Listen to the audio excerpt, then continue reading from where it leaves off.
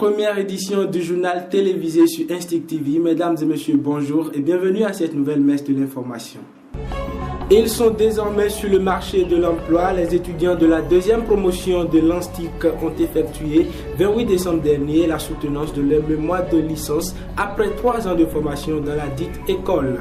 Démarrage officiel de la rentrée académique 2015-2016 à l'Université Polytechnique d'Abomey. Le coup d'envoi a été donné au siège du rectorat à Abomey en présence du recteur, professeur Norbert Kossi Awanou, et du corps professoral. Enfin, dans ce journal, objet de parure de valeur pour les femmes, les perles de hanche n'ont pas fini de nous livrer leurs secrets. Mariette Quinton nous propose dans ce journal un reportage d'immersion dans le monde des perles.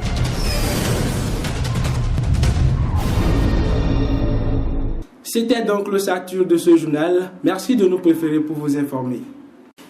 La deuxième promotion de l'École nationale des sciences et techniques de l'information et de la communication est désormais sur le marché de l'emploi. C'est suite aux soutenances qui ont eu lieu le lundi 28 décembre dernier dans l'enceinte de la dite école. Voici les images commentées par Arias Adekonsi. Journalistes et scénaristes multimédia, ils sont au total 46 étudiants de la deuxième promotion de l'École nationale des sciences et techniques de l'information et de la communication, l'ENSTIC, 6 à Savalou, à soutenir leur mémoire de licence professionnelle ce 28 décembre 2015 dans l'enceinte de la dite école. Ont répondu présents parents, amis, camarades à cette cérémonie de soutenance prévue pour démarrer à 8 heures précises. Répartis donc dans 6 différentes salles aménagées pour la circonstance, les candidats ont subi sans contrainte majeure l'épreuve des 15 minutes de présentation autour d'une variété de thèmes. Comme à l'accoutumée, il va s'en suivre l'étape des observations faites par les examinateurs de séance avant la proclamation des résultats. Le jury retient que ton sujet est intéressant et tu l'as abordé avec une bonne méthodologie qui a conduit à des résultats acceptables. L'ambiance paraît festive et ces candidats semblent désormais connaître leur sort. Quelques membres de jury donnent ici leurs impressions après présentation du travail des étudiants. Les candidats ont fourni de gros efforts et nous sommes en tant qu'enseignants satisfaits.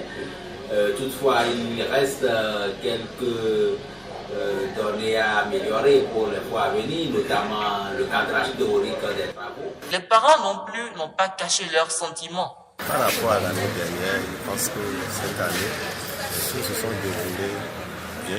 La fin d'un cycle, dit-on souvent, est le début d'un nouvel autre. Les nouveaux détenteurs du diplôme de la licence en sont conscients et envisagent déjà de faire valoir leurs compétences professionnelles sur le marché de l'emploi. Il ne reste qu'à croiser les doigts pour ce nouvel horizon. Après la dure journée d'examination, l'un des membres de jury nous livre ici ses impressions. Suivez le docteur Servet Martial Akbaka au micro toujours d'Arias Adekonsi. La plupart des mémoires ont été acceptées. Je les félicite pour cet effort qu'ils ont fait. J'exhorte les autres étudiants qui soutiendront l'année prochaine faire comme leurs aînés, apprendre le travail au sérieux et à demeurer assidus. L'insertion professionnelle des étudiants dépend de leur savoir-faire, de leurs compétences. Sur le marché du travail aujourd'hui, il y a une grande concurrence, une grande compétition. Et c'est pourquoi chacun doit essayer de se distinguer et montrer qu'il a quelque chose de plus que les autres. La plupart des étudiants ont eu de bonnes notes, c'est ce qui compte. Il faut retenir que chaque étudiant a eu une mention aujourd'hui. Nous avons signé le procès-verbaux. Nous avons fait les observations qu'il fallait faire. Et le moment venu, l'administration vous communiquera officiellement vos mentions. La balle est dans votre camp. Voilà. Nous poursuivons ce journal avec les informations de l'ANSTIC. Après la frayeur des soutenances devant les jurys, quelques étudiants nous livrent leurs sentiments. Ils sont au micro de Marcelin Alossé et Boris Eliazar. Je suis très satisfaite de l'ambiance dans laquelle se passent les soutenances. On n'était pas trop stressé. Bon, c'est vrai, le stress était là, mais on a suggéré, on s'est mis dans la tête que c'est un travail que nous avons eu à réaliser. Il nous fallait défendre ce travail-là, quand même pour montrer ce qu'on aura à faire dans la vie professionnelle. En ce qui me concerne, ça s'est bien passé. Le jury a trouvé que le travail que j'ai fait était très bien, très réalisé, et que j'ai réussi à me défendre tel qu'on l'aurait souhaité. Puisqu'ils ont dit qu'on ne donne pas les mentions, je ne sais pas la mention que j'ai, mais je suppose que la mention est quand même assez intéressante. Il y a eu plus de peur que de mal. On a cru que le jury serait plus sévère, mais ça a passé normalement. Et ils nous ont reproché juste les fautes qu'on a commises et qu'on reconnaissait aussi.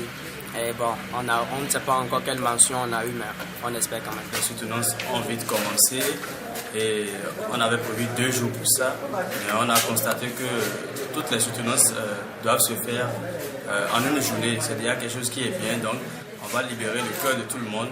Par exemple, moi, j'avais très peur pour ma soutenance, mais quand j'ai commencé à présenter les résultats de mes analyses et des travaux sur le terrain, j'ai trouvé que c'est la confiance en soi qui est la soutenance. C'est déjà quelque chose qui honore notre établissement, l'Institut Savaro. Nous sommes vraiment heureux, nous sommes véritablement heureux d'avoir pu soutenir aujourd'hui. Parce que la soutenance, en licence, marque la fin d'un processus.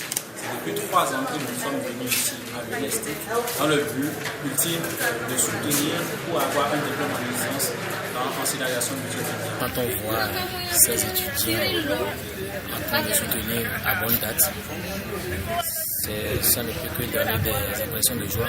J'étais très heureux de remarquer que cette année, il n'y a pas eu de mention, mais tout a été reçu. Je veux parler de cette recherche qui s'appuie sur une démarche scientifique qui est sanctionnée par une licence, soit effective à l'UNESTIC. Le constat est que les étudiants n'étaient pas présents. Nous avons remarqué qu'il y avait plus de civils dans notre école que les étudiants pour soutenir leurs aînés. Je suis particulièrement content parce que c'est un événement qui n'arrive pas tous les jours. Le jury a fait preuve de clémence envers les étudiants qui sont passés.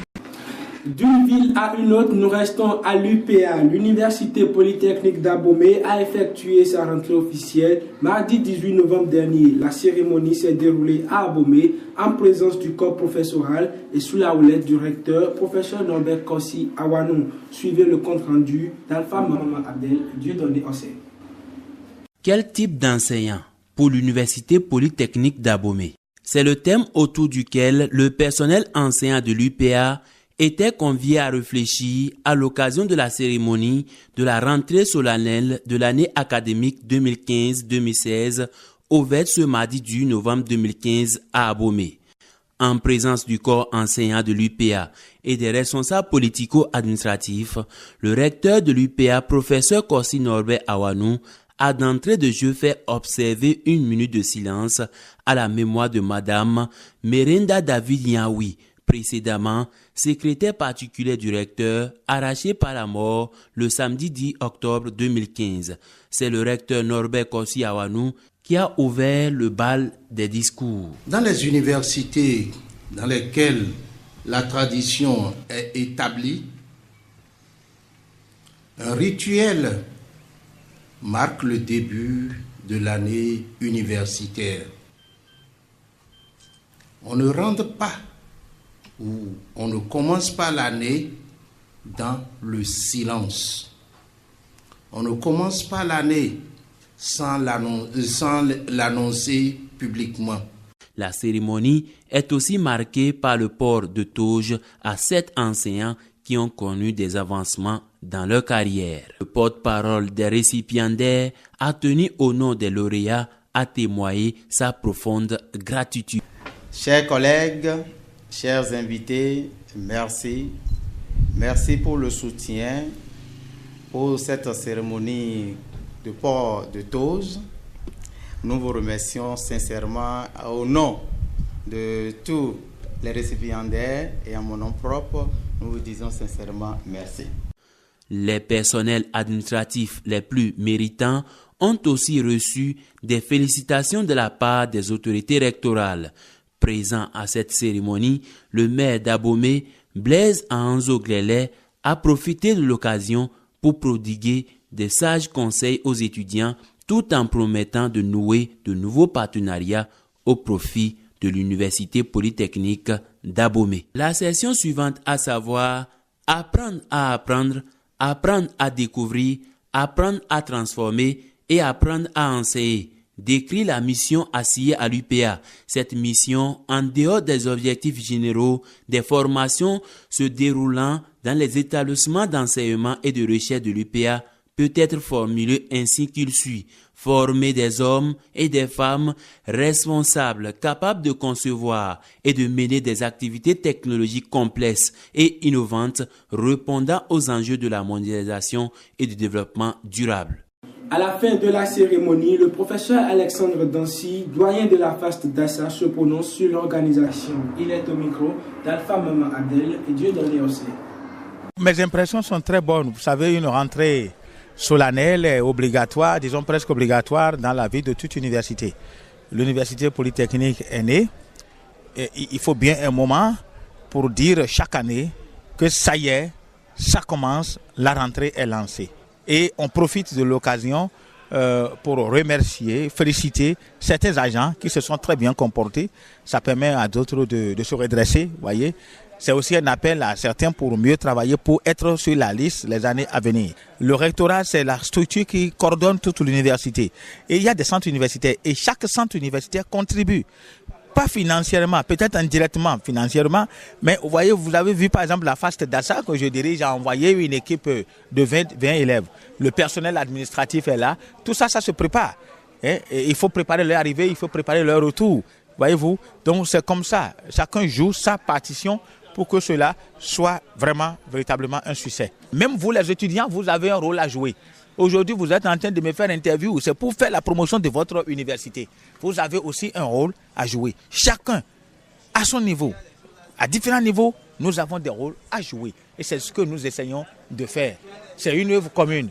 Pour les étudiants, je vous demanderai simplement d'être sérieux, gentil, et de savoir que vous êtes venus chercher, disons, votre avenir. C'est ça. Vos parents sont à la maison, ils vous attendent. Ils savent que dans 3 ans, vous allez revenir à eux avec quelque chose en main. Ils comptent sur vous. Leur espoir, c'est vous. Ils investissent. Nous sommes ensemble. Nous travaillons pour le rayonnement de notre université. Une note de féminité pour clôturer ce journal. Considéré comme bijou sacré pour la femme, les perles de hanche existent aujourd'hui en plusieurs catégories et à des prix variés. Même si certains n'accordent aucune importance à ces perles, d'autres en connaissent la vraie valeur et les utilisent. Suivez le reportage de Marielle Kentor et Félix Barr. Se rendre belle et plus attirante est l'un des soucis de la plupart des femmes. Pour ce faire, les femmes africaines surtout n'hésitent pas à employer plusieurs moyens et méthodes qui rajoutent une valeur à leur féminité et sensualité. Au nombre des bijoux, objets de valeur dont elles se parent, figurent en bonne place les perles de hanche. Il en existe une multitude de qualités et variétés, même si l'objectif poursuivi est le même, le nom de ces perles varie. Cette perle, les jeunes filles l'apprécient plus. On l'appelle BCAO. Celle-ci est appelée BIP. Celle-là est surnommée haute tension. Malgré l'existence des différentes catégories de perles, certaines filles ne reconnaissent pas le sens réel du port des perles ou manquent d'engouement pour ces bijoux, et cela pour les raisons qui leur sont propres. C'est le cas de cette jeune fille rencontrée au marché. Moi, je n'aime pas porter les perles, quoi. Parce que quand je suis dans mon uniforme en partant à l'école, là, les gens sentent en moi que je porte des perles. Raison pour laquelle je n'aime pas. Si les perles n'ont aucune valeur ou encombrent certaines, d'autres par contre connaissent le sens que revêtent ces bijoux et n'hésitent pas à s'en procurer. On doit pouvoir faire une différence entre la femme et l'homme. la femme doit porter des perles pour pouvoir faire une différence. J'ai pris la couleur là parce que la couleur me plaît. La couleur est belle et puis la perle est aussi un peu gros. Je le porte parce que mon mari, il apprécie. J'aime porter ça depuis mon enfance parce que ma maman, elle m'a appris depuis lorsque je suis petite. Ces perles pour certaines femmes représentent un objet d'attirance pour leurs conjoints. Si ton mari voit ça un peu, presque 7, 6, ça suffit déjà. Ton mari, le soir, si vous voulez vous voulez faire de joie un peu, c'est à cause de perles là. Il va vite ressaisir son amour. Le port des perles revêt depuis tout le temps un caractère sacré pour la femme soucieuse de maintenir son homme au foyer. C'était, mesdames et messieurs, la dernière information à partager avec vous dans le compte de ce journal. Merci de nous avoir suivis. On se retrouve bientôt pour une nouvelle session de l'information. D'ici là, portez-vous bien.